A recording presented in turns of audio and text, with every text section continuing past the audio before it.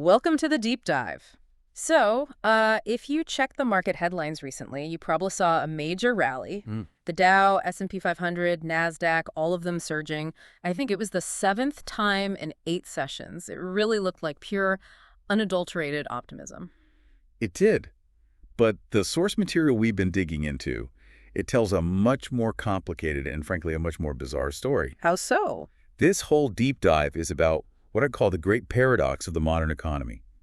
Investors were actually celebrating economic failure. Celebrating failure. Exactly. The optimism was fueled entirely by, confirmation that the underlying economy is weakening and weakening rapidly. Which guarantees central bank intervention. That's the key. It guarantees it. Okay, so that's the mission today. We're going to distill the sources to understand this inversion of logic.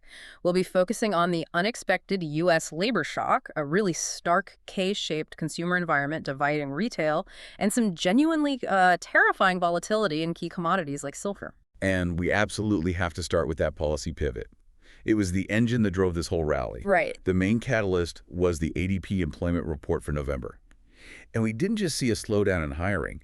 We saw a full-blown contraction. It was a catastrophic miss, wasn't it? The consensus estimates, they were expecting a modest gain, somewhere around, 10,000 private sector jobs? Something like that, yeah. Instead, ADP reported a net loss of 32,000 jobs. A loss. A loss.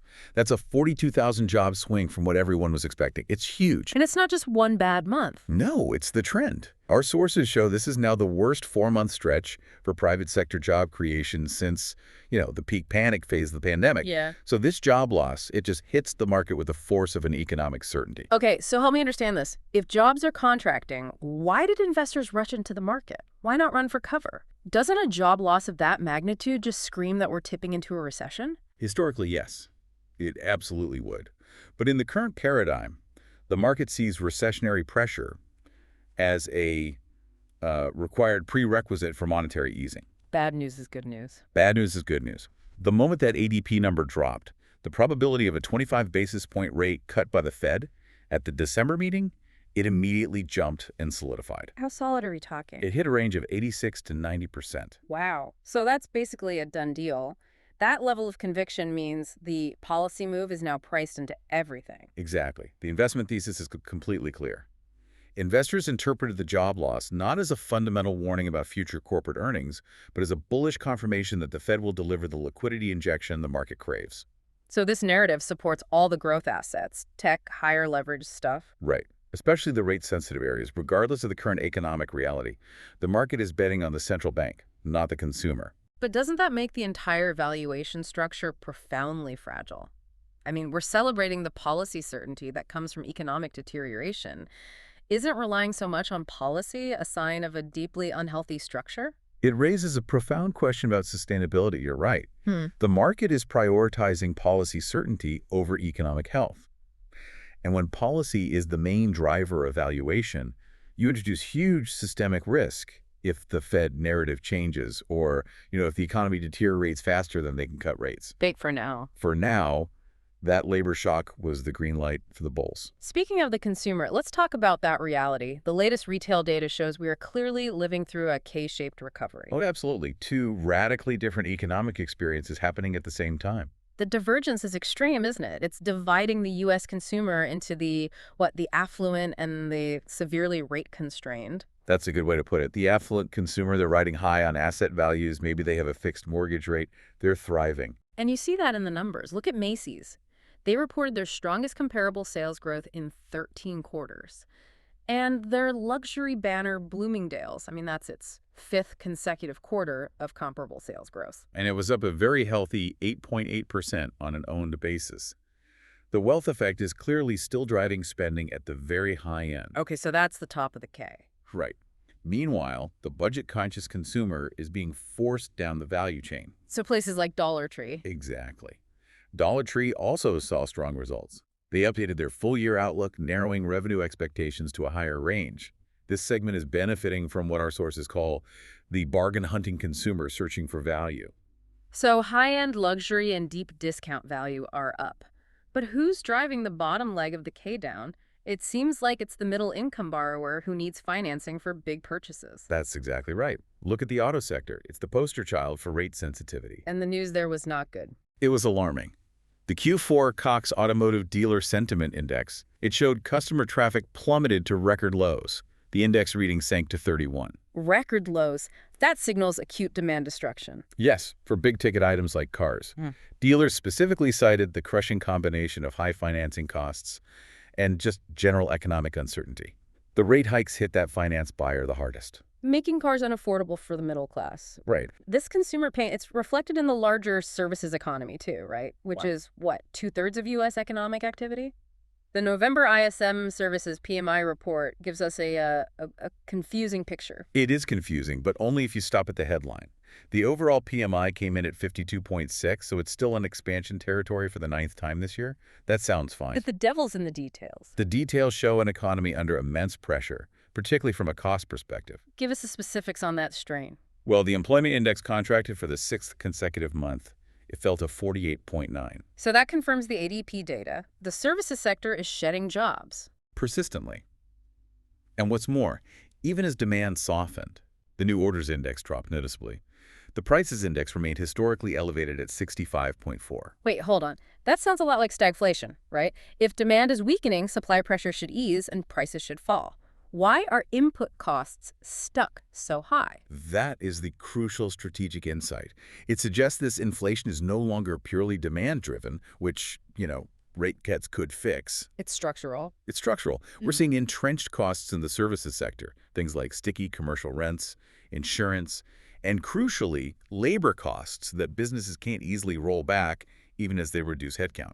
So companies are cutting staff to preserve margins because their other costs are so high. Exactly. Not because demand has utterly collapsed yet. So the Fed is essentially in a no-win scenario. If they cut rates to help the slowing labor market, they risk reinflating prices that are already stubbornly high. Precisely.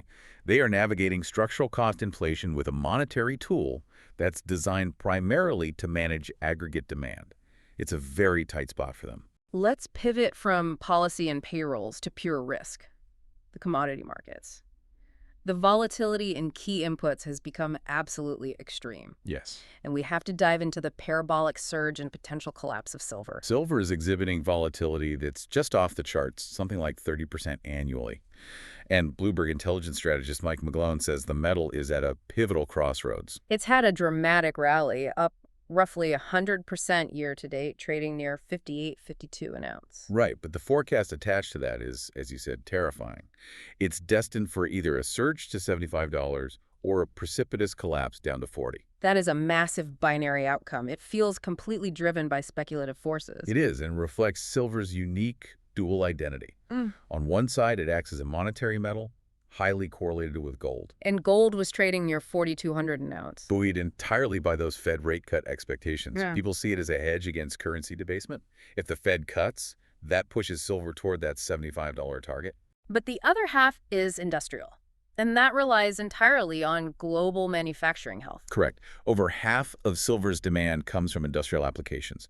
Solar panels, EV batteries, that sort of thing. So if the global economy slows down dramatically, like the JOGS data suggests it might, Then industrial demand collapses. Yeah. And if that happens, that $40 floor becomes very, very real. The price swing is basically a speculative battleground over the future of both policy and industry. Meanwhile, the energy market is being driven by pure geopolitical risk, almost overriding traditional supply and demand. Yeah, that's very true. Crude oil futures WTI at 59.21 and Brent at 62.97. They both advanced because of explicit threats from Russia. What was the specific threat? The driver was President Putin's highly specific threat to target, or in his words, inspect and potentially neutralize tankers using routes in the Black Sea that are helping Ukraine export. So that immediately injects a severe supply disruption risk premium. Immediately. Even just the threat of interfering with major shipping lanes drives up insurance costs and forces traders to price in major bottlenecks. And we also saw a fascinating split in natural gas prices, right? It suggests a sort of regional fragmentation that's actually benefiting Europe.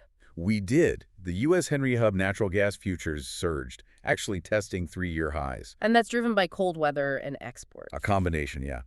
Domestic cold weather drawing down storage and, critically, record-setting LNG exports, which ties the U.S. price tightly to global demand. But Europe is seeing the exact opposite with their benchmark, TTF gas. European TTF gas traded significantly lower. It's about 28 euros per megawatt hour. That is a 40% drop compared to the same time last year. Why such a huge drop? Partly mild weather in Europe, but also it's thanks to those U.S. LNG exports providing ample supply. It's mitigating Europe's reliance on Russia.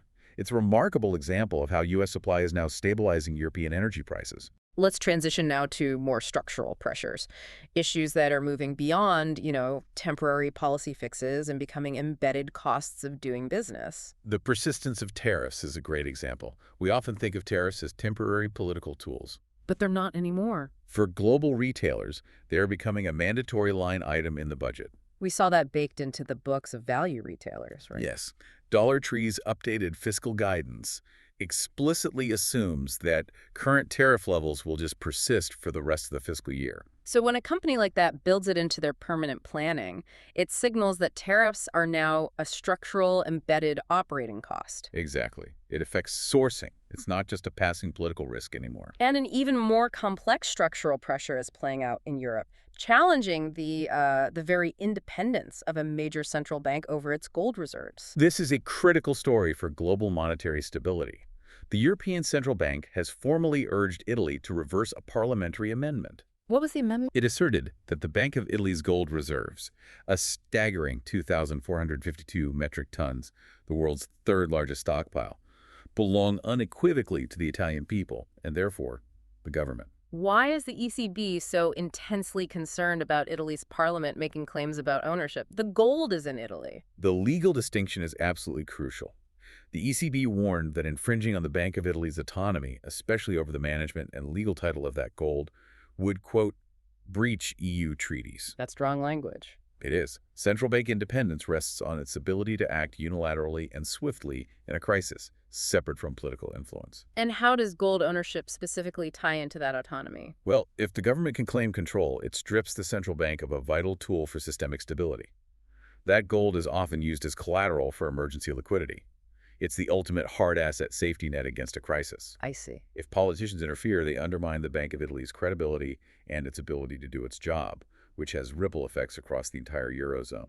It turns a reserve asset into a political bargaining chip. That sets up the final thought perfectly. But before we get there, you mentioned a technological solution emerging around the integrity of gold itself to target sanctions evasion. That's right. Because gold can be easily melted down to, erase its history. It's become the preferred vehicle for sanctioned regimes. So how do you combat that? There's a new focus on implementing molecular identity, tracking using forensic science or tracers to verify the gold's physical origin, like a fingerprint that you can't erase by melting. Which means we are likely heading toward a bifurcated market for gold, a two-tiered system. Exactly. A two-tiered system for physical gold, verified, traceable, and compliant, versus unverified and high risk. And that verified gold will eventually command a price premium, fundamentally changing how the asset is traded. Okay, let's synthesize this day for you. The central paradox we've explored is that the market cheered bad economic news, the loss of 32,000 jobs, because it guaranteed the Fed policy easing needed to float asset valuations. And we saw the resulting K-shaped consumer environment. Luxury retailers are thriving while the rate-sensitive consumer is paralyzed, driving record-low auto traffic. This confirms that structural, not transient inflation, remains embedded in the services economy. And we highlighted the extreme speculative environment in commodities, best shown by silver, where investors are placing these huge binary bets based entirely on future monetary policy and global industrial activity. The day was a study in contradictions, but that structural threat playing out in Europe is perhaps the most fundamental. The ECB is drawing a line in the sand. Central bank independence, especially over hard assets like gold, is non-negotiable. Which leaves you with this provocative thought to consider. When a nation's own parliament attempts to politically claim its central bank's gold reserves, what does that signal about the long-term political will to maintain monetary stability? How essential is the absolute political independence of a central bank and its non-political ownership of assets to prevent a slide toward instability in a major economic bloc like the Eurozone? Ponder that as you watch policymakers try to manage a structurally stressed economy.